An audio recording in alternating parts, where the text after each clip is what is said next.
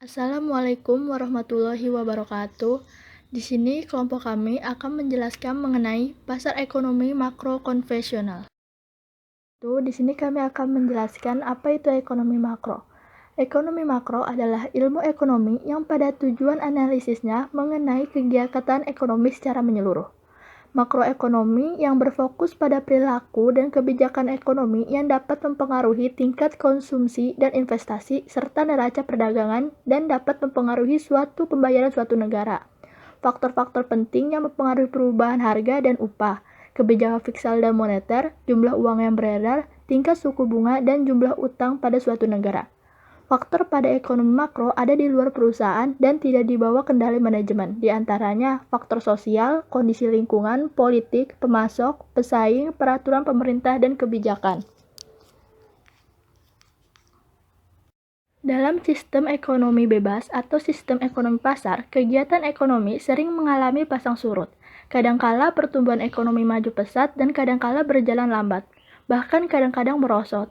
Pergerakan naik turunnya kegiatan perusahaan-perusahaan demi mencapai kemajuan ekonomi dalam jangka panjang disebut konjungtur atau siklus kegiatan perusahaan.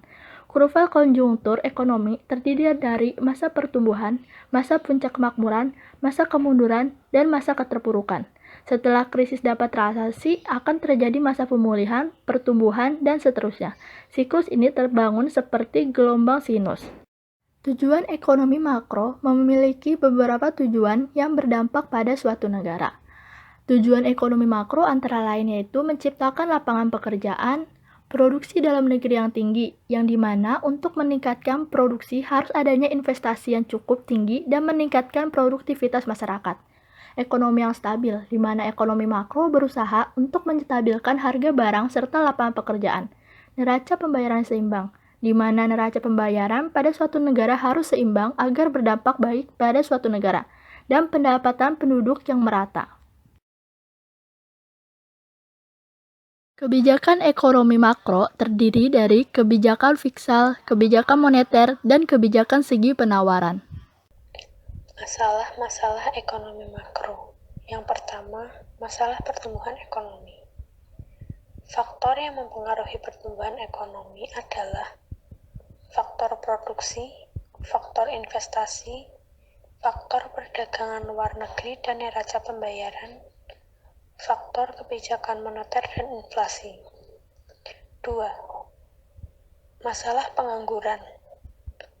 Faktor yang mempengaruhi pengangguran adalah kekurangan pengeluaran anggaran dan mengganti tenaga manusia dengan tenaga mesin.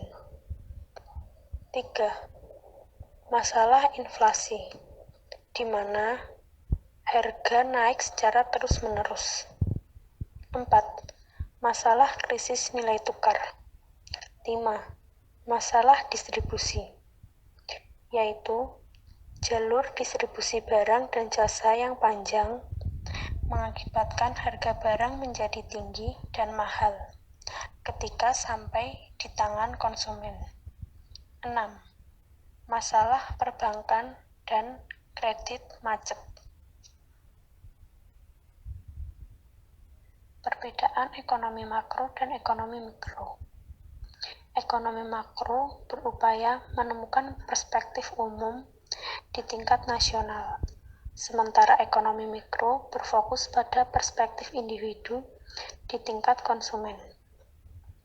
Kedua, penawaran dan permintaan ekonomi makro berfokus pada berbagai siklus ekonomi, seperti siklus utang jangka pendek dan jangka panjang, dan siklus bisnis. Sedangkan ekonomi mikro didasarkan pada tren pembeli dan penjual. Selanjutnya, kita akan membahas mengenai pasar ekonomi makro. Pasar yang pertama adalah pasar barang, yaitu pasar yang mempertemukan penawaran dan permintaan barang dan jasa.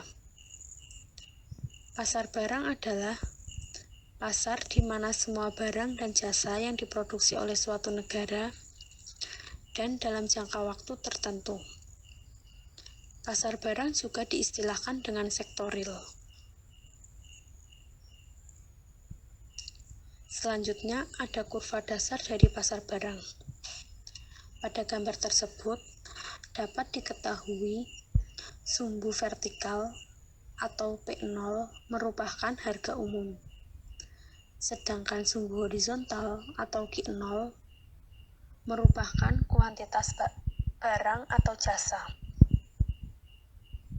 Lalu pada kurva S merupakan penawaran, yaitu di mana mewakili barang secara keseluruhan, dan penawaran dipengaruhi oleh upah real dan modal.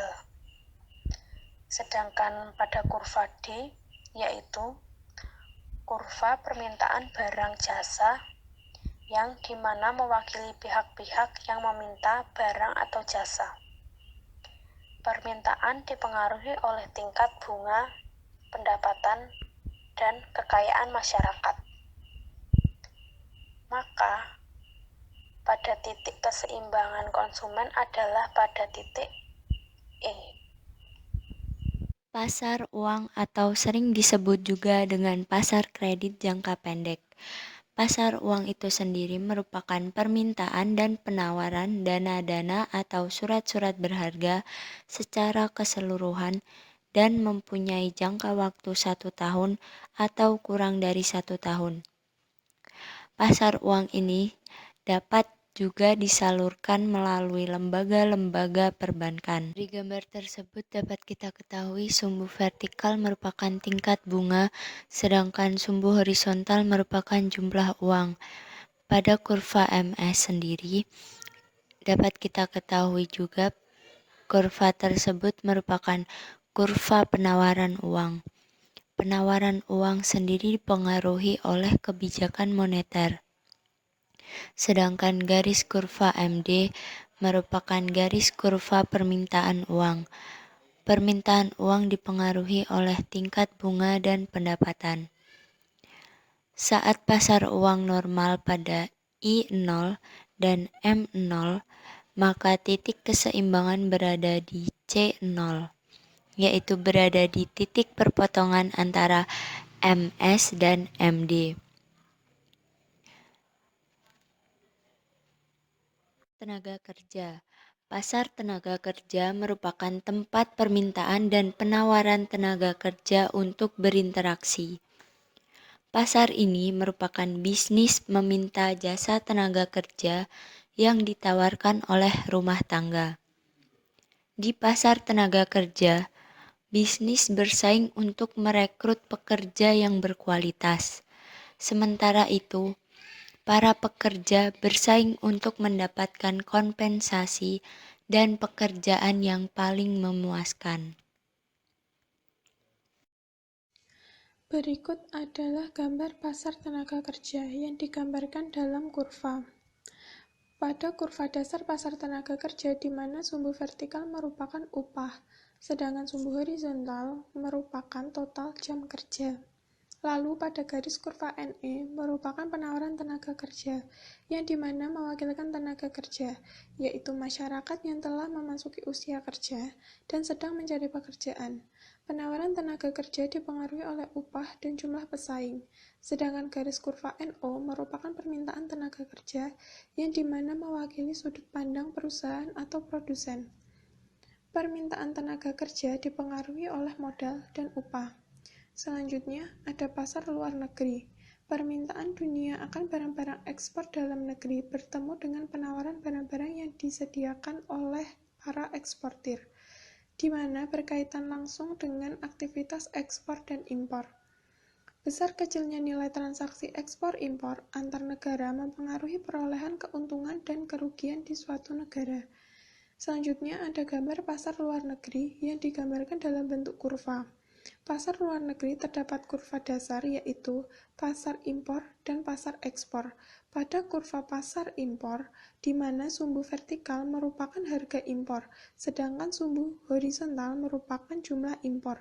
Lalu pada garis kurva S1 merupakan kurva penawaran impor, sedangkan garis kurva D1 merupakan kurva permintaan impor.